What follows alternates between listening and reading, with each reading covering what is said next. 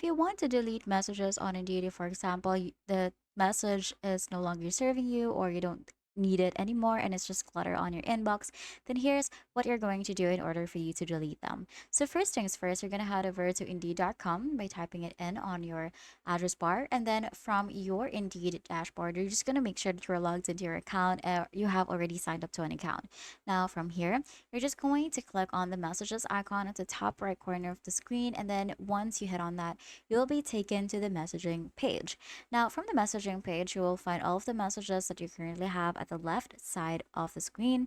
Now if you want to delete the message, you can just click on the message right here, and then you're going to click on the three dots icon at the top right of the tab, and then from there you're going to hit on archive. Now I'm sure you probably already know that archive doesn't completely delete your messages on your Indeed account. However, it does help with reducing clutter on your inbox because Indeed actually does not let you allow deletion of any message because they state that it's actually for keeping records in case employers want to go back and use their conversation as reference. And that's it.